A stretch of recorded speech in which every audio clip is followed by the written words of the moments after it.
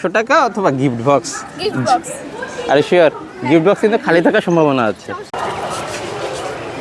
Hello আপনি, আপনার জন্য একটা গিফট ছিল, যে কোনো একজন নিতে পারবেন গিফটটা।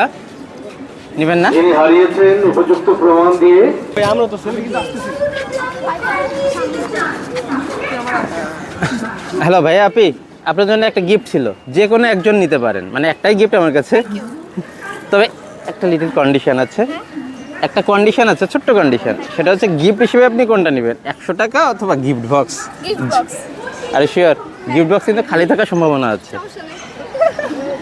টাকার পরিমাণটা যদি আরেকটু বাড়াই, 200 টাকা অথবা গিফট বক্স দেন, গিফট বক্স। আরো 300 টাকা কফি হয়ে যাবে। 100 টাকা নিয়ে নিন। আচ্ছা, আপনারা যখন রিকোয়েস্ট করলেন আর 100 টাকা বাড়ালাম। না, আমাকে তো দিছেন, আমি গিফট বক্স নেব। আর শিওর। আচ্ছা, আর আমি তো টাকাটা ব্যাক নিলাম। ওকে, দেখি কি আছে। তুলো তুলো গিফট বক্স। ফাঁকা থাকলে কিন্তু পুরো 300 টাকা লস। ঠিক আছে, সমস্যা নেই।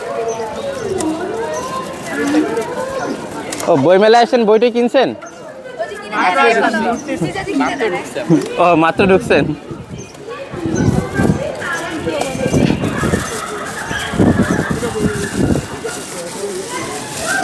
আপু, ওয়েস্টেজটা একটু নির্দিষ্ট কোনো জায়গায় ফেলবেন যাতে অপরিষ্কার না হয়। হ্যাঁ, নির্দিষ্ট জায়গা। নির্দিষ্ট জায়গা। জি আপু, এটা নির্দিষ্ট জায়গা।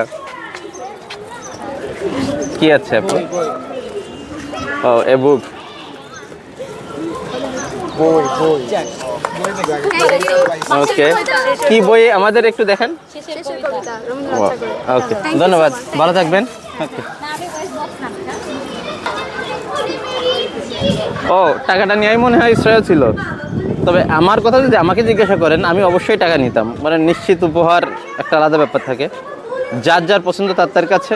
আর লাইক কমেন্ট শেয়ার অবশ্যই করবেন। আর সাবস্ক্রাইব করতে একদিন বলবেন না। Bye bye.